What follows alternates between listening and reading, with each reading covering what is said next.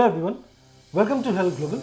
Today we have with us Mr. Dunston Pereira, CEO of Private Office of Sheikh Ahmed bin Faisal Al Qassimi, with decades of corporate experience and a strong entrepreneurial vision, from ambitious moon project to innovative developments in tourism, film and entertainment.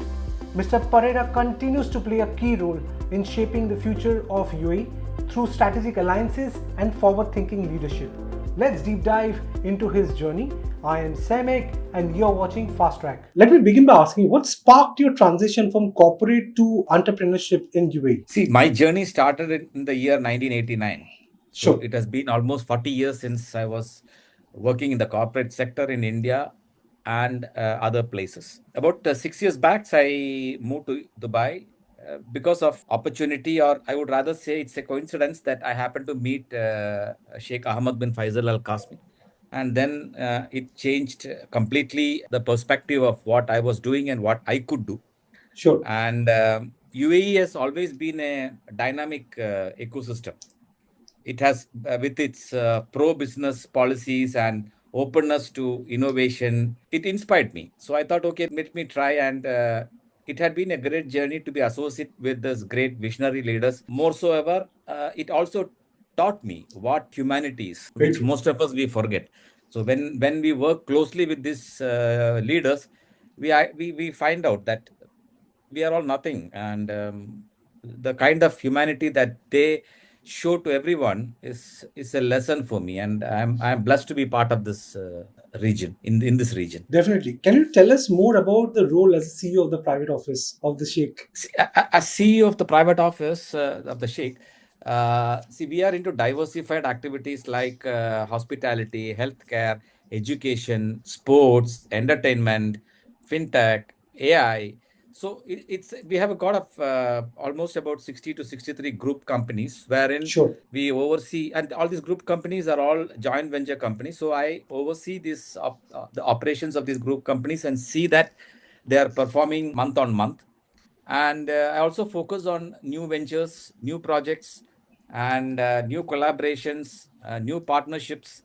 So it's a great journey, and thanks to my team who had been always supportive and been part of my success. As CEO, yes, the roles are very, very challenging, but we look forward to kind of seeing how we can support business growth in this country, as well as facilitate entrepreneurs who wants to make their dreams high by coming over to UAE. Okay, since you mentioned about challenges, what are the personal challenges that you've faced in this profile so far? Primarily, it is cross-border navigation because we are Okay. interacting with different countries, different governments, different cultures. So that has been one challenge, but we were able to overcome those things. And second is building a trust at a global Okay. level. See, we Okay. as a family office, we are known well in UAE, but when we go globally, the trust is a very, very important factor in business. Okay, so that is something which we have been trying to build and reiterate in whatever we do, that trust and transparency is something, the core ethics that we follow.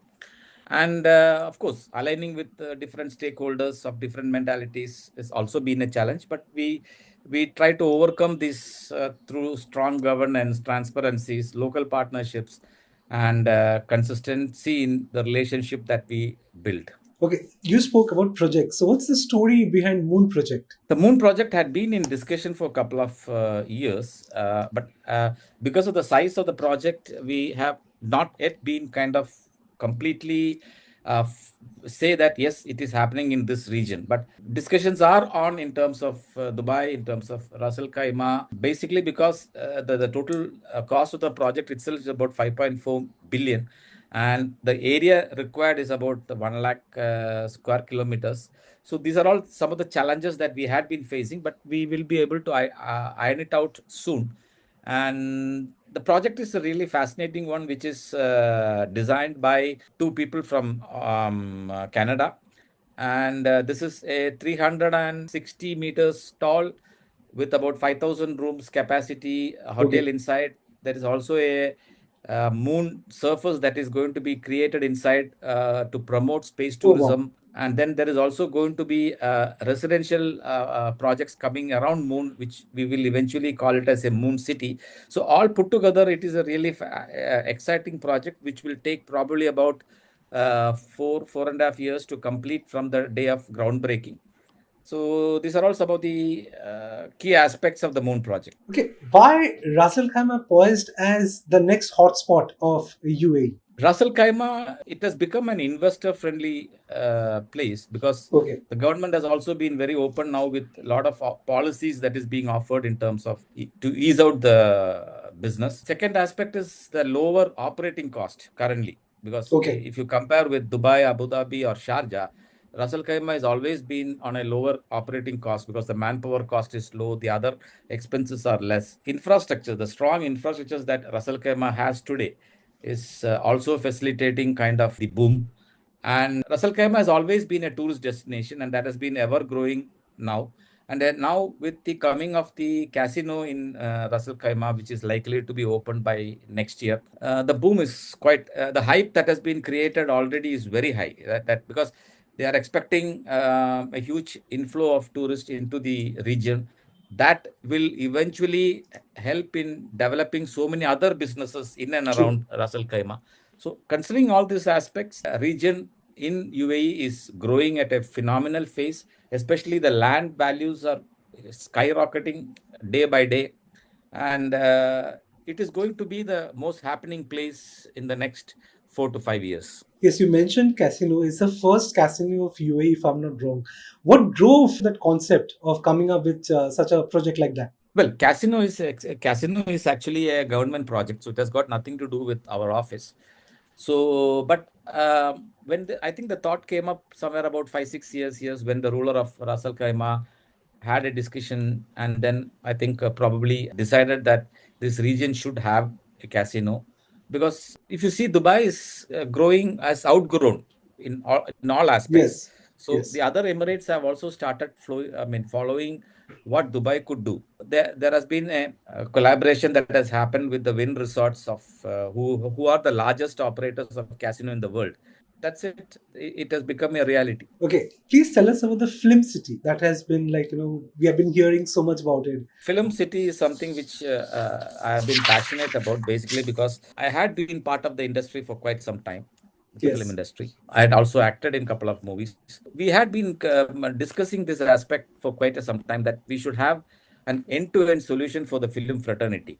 Because, and considering the distance that can be reached out from globally, the average time frame is about 8 hours from anywhere in the world to reach the UAE. So we yes. thought, okay, why not we figure it out? So we are in discussions and trying to prepare the blueprint of the film city, wherein anybody who walks in with a script can go back with a completed film, or even if you want to sell those film within the city, he can do that, because there will be players like Amazon and other OTT players True. available there itself. So this is how the concept is. Plus, we are also looking at developing this into a tourist destination as well, because Okay. the properties and other things that we are planning to have it in the film city can fascinate tourists visiting those places. So that can also generate income. And in addition to that, we are also looking at a real estate segment wherein we are planning to have about 50 to 75 villas Okay. in and around the film city, which and each villa will be a unique villa. It will be a theme villa. It will not be the same. So it gives a feel that, okay, I am staying in a villa which is unique, which nobody else has. So those kind of concepts. So these are all kind of things that is being planned out to have in this region. How do you strategically invite investors and partners for projects such as this one? If you see, one is the stability in this region, because unlike in a democratic country where the rules and regulations might change, Sure. this is a monarchy. The rules and regulations are consistent. There is no change that happens, which means if a particular ruler is putting a regulation, that gets improved or continued by the successor rulers who comes in. So Sure. that stability is very important for anybody, any investor or any businessman who comes over to this. Second is the tax efficiency. As you know, UAE is working with the 5% tax.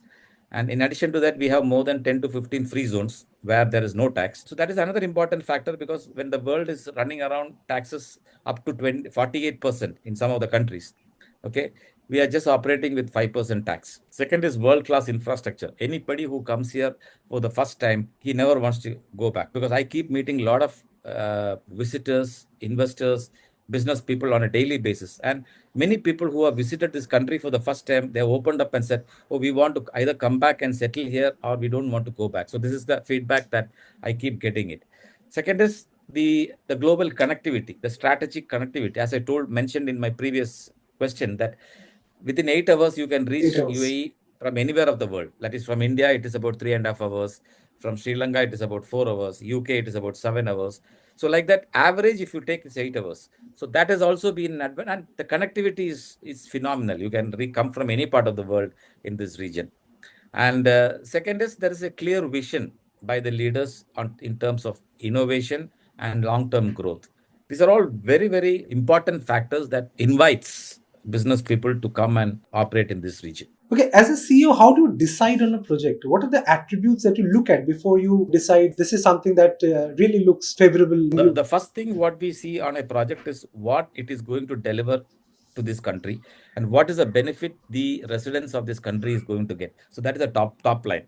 So once that is done, then the other evaluations takes place by the team in terms of pricing, in terms of cost benefits, in terms of return of investments, and so on. And then we kind of shortlist and then say, okay, this project is something which we should look at, and we move ahead. So what it can deliver to this country and what the people of UAE can be benefited out of that particular project is what we primarily see. Any particular project you personally very excited about? See, if you see all these projects which we are coming out, we are definitely excited. Like for example, we are working on a project called the Pharma City, which is very, very close to my heart. Basically, because as we all know that we all went through heavy challenges during the pandemic. So healthcare is an important aspect for any country. So we are coming out with a kind of a city project where pharmaceutical companies are going to set up their manufacturing facility. And the idea is we want to make medicines at a very, very economical cost. Okay.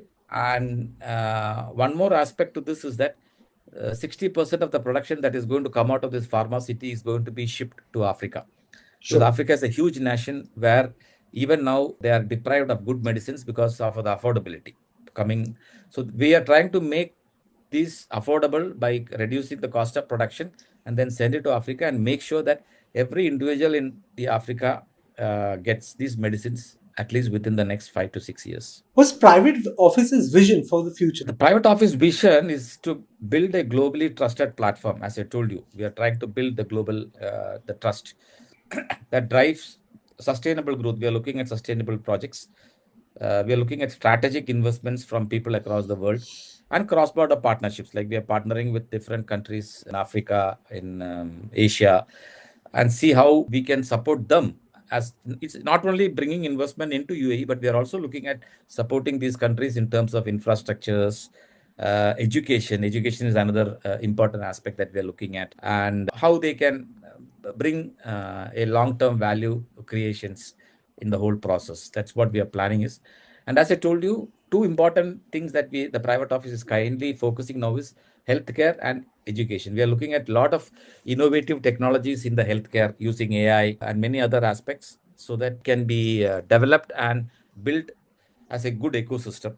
Second is education. Education, we are giving very, very important thrust is basically because in UAE today, education is very expensive. Okay. And there are many families who are not, in spite of both parents working, they are not able to afford the child going to the school. So what they do is they send their children back home to their home country and put them with their relatives or grandmothers and other things. So there is an emotional disconnect that is happening between the child and the parent. So this is Yes. something which we are now currently looking at, and we are building schools that are affordable. In the sense, we are not looking at the business aspect, but primarily looking at the education aspect and promote the concept called affordable education. So in this concept, what happened is the prices are low, the parents can afford it, and the children are happy because they are staying with the parent is happy, the child is with them, and overall the emotion bonding goes up.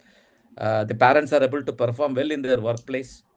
So all these Okay. are interconnected, and then we are trying to see how we can improve this area. Okay, my last question to you. Any word of advice to the entrepreneurs or message for the investors who should come and be a part of UAE? No, as an entrepreneur, I would say that please go ahead and do what your mind says. Don't go by assumptions or justifications from people around you. You do what you feel, and you will succeed, because that has been what my journey was. And as far as the investors is concerned, this is a very, very safe country. This is a very friendly country for the business people, and I have not seen or heard that any businesses that have commenced in UAE has failed. So I think that is a whole challenge, and we can look forward to it. Thank you so much, Mr. Pereira. It was lovely talking to you. It was an absolute honor to have you with us. Thank you so Thank much. you.